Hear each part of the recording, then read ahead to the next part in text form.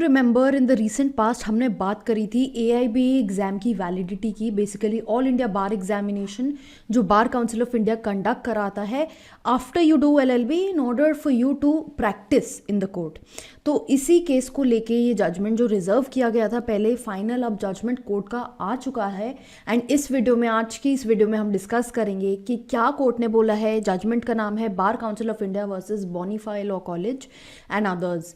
इसी जजमेंट का डिस्कशन आज हम करेंगे। Hi guys, I am Ayushi, your mentor for law based examinations and welcome to law digest.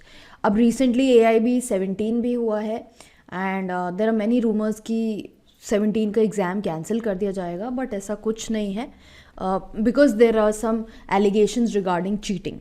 Okay, first of all जो हम बैकग्राउंड अगर इस एग्जामिनेशन का समझें, 1995 में बार काउंसिल ट्रेनिंग रूल्स जो हैं वो फ्रेम करे गए थे under the Advocates act. But ये जो बार काउंसिल रूल्स हैं इनको स्ट्राइक डाउन कर दिया था under V Sudhir versus Bar council of India की जजमेंट में, बिकॉज ये बोला गया था दैट प्री कॉम्पिटेंस ट्रेनिंग जो इन रूल्स के अंडर प्रोवाइड करी जा रही है, it was beyond the competence of Bar council of India and Bar Council ऐसे सबॉर्डिनेट रूल्स इम्पोज नहीं कर सकता है that go against the Advocates Act. 2010 में ऑल इंडिया बार एग्जामिनेशन जो है ये स्टार्ट हुआ था, बार एग्जाम रूल्स आए थे एंड इट सेड कि अगर आपको इंडिया में प्रैक्टिस करनी है तो AIB एग्जाम देना मैंडेटरी है। 2014 में सर्टिफिकेट ऑफ प्रैक्टिस रूल्स आए थे विच सेड कि इनरोलमेंट के बाद AIB एग्जाम देने के बाद आपको सर्टिफिकेट ऑफ प्रैक्टिस ऑब्टेन करना ज़रूरी है। Then Bar council of India ने BCI certificate and place of practice verification rules भी लाए थे, जहाँ पे प्रैक्टिसिंग नॉन प्रैक्टिसिंग एडवोकेट्स के बीच में डिफ्रेंशिएट किया गया था। अब ये जो केस अब हम देख रहे हैं, इस केस का ओरिजिन कैसे है? ये जो बोनीफाई लॉ कॉलेज का केस है, इनका जो एक्रेडिशन था लॉ कॉलेज का वो ले लिया था, तो they approach the supreme court and बीच में ये, क्योंकि 2008 में ये पिटिशन आई थी, फिर 2010 में बार काउंसिल एग्ज़ाम जो बीच में आ गया था, वो उसका जो इशू है वो भी इसी पिटिशन में डिसाइड किया गया था। 2016 में बेंच ने बोला कि practice of law was not only a statutory right, ये किसी की एक्ट के अंदर, ये एडवोकेट्स एक्ट के अंदर सिर्फ एक राइट नहीं है बट कि एक फंडामेंटल राइट है फॉर ऑल LLB होल्डर्स। तो जिनके पास LLB डिग्री है उनके पास राइट होना चाहिए to practice and these things are barring them from practice. तो इनका ये कहना था कि AIB एग्जाम से क्या होगा, ये right LLB degree holders exercise नहीं कर पाएंगे। तो बट साथ में बेंच ने ये भी बोला कि they are not against the exam itself but they want to verify कि क्या ये AIB एग्जामिनेशन लॉ के पैरामीटर्स में फॉल करता है या नहीं।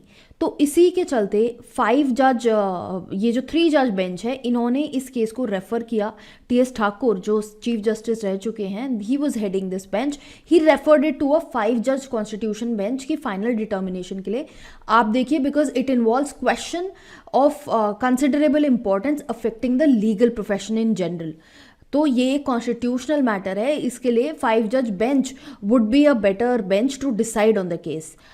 ये कुछ प्रोविजंस हैं, I will just skip through it. Issues क्या आए अब इस केस में? इश्यूज ये है कि can Bar council of India prescribe a pre enrolment examination, यानी जैसे AIB है, इनरोलमेंट से पहले आप एग्जाम प्रिस्क्राइब कर सकते हो या इनरोलमेंट के बाद होगा वो प्रिस्क्राइब, अगर वो परमिटेड नहीं है तो क्या आप उसके बाद कर सकते हो। And also can the council prescribe pre enrolment training in terms of the training rules जो 1995 में पहले आए थे। अब इस केस की अगर बात करें तो पहले जो ऑब्जर्वेशन इस कोर्ट की रही थी बिफोर, क्योंकि 5 जज कॉन्स्टिट्यूशन बेंच ने अपना जजमेंट जो है वो रिजर्व कर दिया था इस पर्टिकुलर केस में, अब जाके वो फाइनल जजमेंट आया है। I am not covering this because I have already covered this in my another video before this, जब जजमेंट रिजर्व हुआ था। तो you can just pause and go through the slide. अब कोर्ट ने finally क्या बोला है? कोर्ट ने ये बोला है कि ऑब्जेक्टिव जो है लेजिस्लेचर का, अगर हम बार काउंसिल एडवोकेट्स एक्ट को देखें तो उससे ये पता लगता है कि लेजिस्लेचर का ऑब्जेक्टिव है कि बार काउंसिल ऑफ इंडिया के पास एडिक्वेट पावर्स हैं under the norms and rules. Y?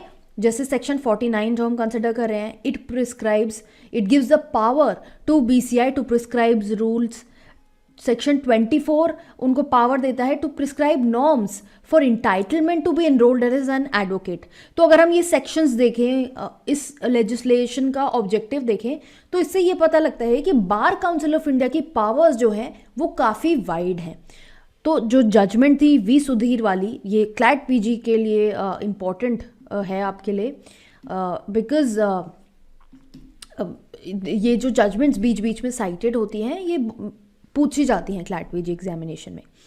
तो इस केस में कोर्ट ने बोला कि ये जो वी सुधीर वाला जजमेंट है ये जजमेंट सस्टेन नहीं कर सकता है in respect of the fact कि बार काउंसिल ऑफ इंडिया की पावर्स बहुत वाइड है, और वी सुधीर में बोला गया था कि ये फंडामेंटल राइट का वायलेशन है, आप ऐसा नहीं कर सकते हो।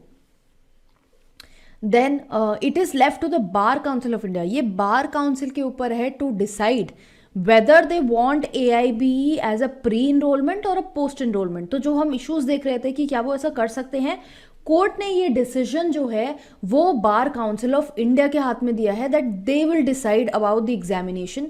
क्योंकि जब ये पिटिशन सुनी जा रही थी तो ये बोला गया था कि क्योंकि एनरोलमेंट पहले होता है विद द स्टेट बार, फिर जाके ये एग्जामिनेशन होता है, फीस को लेके भी इशू आया था, तो ये बोला गया था कि अगर आप एनरोलमेंट से पहले ही एग्जामिनेशन कर लेंगे तो वो शायद बेटर होगा। अब इस केस में एमिकस क्यूरे ने भी कुछ रिकमेंडेशंस दी थी। Amicus curiae basically friend of the court, जो कोर्ट अपॉइंट करता है to assist in the case. तो उनका ये कहना था कि आप फाइनल ईयर जो स्टूडेंट्स होते हैं, जब उन्होंने अपने सारे एग्जाम्स पास कर लिए हैं और वो फाइनल सेमेस्टर में हैं, you allow them for giving AIBE examination. तो ये रिकमेंडेशन सुप्रीम कोर्ट ने अडॉप्ट किया। देन दूसरा रिकमेंडेशन था कि जो लोग नॉन लीगल कॉन्टेक्स्ट में काम कर रहे हैं फॉर 5 years और मोर, यानी लॉ किया, LLB किया, and then not working in the legal field, then they will, if they want to practice law in the court, they will have to give AIBE examination again। चाहे उन्होंने 5 साल पहले वो exam दिया था, but क्योंकि they are out of touch, 5 years से वो नॉन लीगल फील्ड में प्रैक्टिस कर रहे हैं, तो उन्हें ऑल इंडिया बार एग्जामिनेशन देना मैंडेटरी है। ऑल इंडिया बार एग्जामिनेशन अभी रिसेंटली हुआ है। ये एग्जामिनेशन में अब जो चेंजेस थोड़े थोड़े हम देख रहे हैं, काफ़ी नोटिफिकेशंस इस पे आ रहे हैं। जैसे अब ओपन बुक एग्जामिनेशन पहले हुआ करता था, आप अपने नोट्स ले जा सकते थे, but now it has been restricted only to bare acts, and which bare acts की जिसमें कॉमेंट्स ना हो, वो वाले बेयर एक्ट्स रिस्ट्रिक्टेड थे। ऑल्दो AIBE 17 में कुछ इश्यूज आए हैं, and obviously there are students who can not afford also कि वो कॉलेज में ऑलरेडी कॉमेंट्स वाले बेरैक पढ़ रहे हैं, अब उन्हें दोबारा से नए बेरैक खरीदने पड़े। People were making commercial gains out of it कि हम बेरैक एक नहीं, हम सेट में ही देंगे, सेट में ही लेना है आपको। So these issues are also there, and we hope BCI will address them very soon. So this is the judgment that I wanted to discuss with you.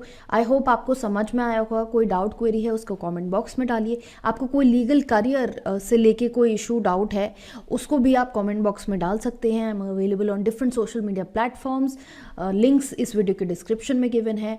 और ऐसी इन्फॉर्मेटिव वीडियोज़ के लिए चैनल को follow करते रहें, subscribe कीजिए, and Instagram पे भी हमें ज़रूर फॉलो कीजिए, बिकॉज वहाँ पर हम इंपॉर्टेंट लीगल अपडेट्स लेके आते हैं। Just in case you preparing for any law based examinations, you can check our website www.lawdigest.in, जहाँ पर हम आपको वैरायटी ऑफ स्टडी मटेरियल भी प्रोवाइड करते हैं।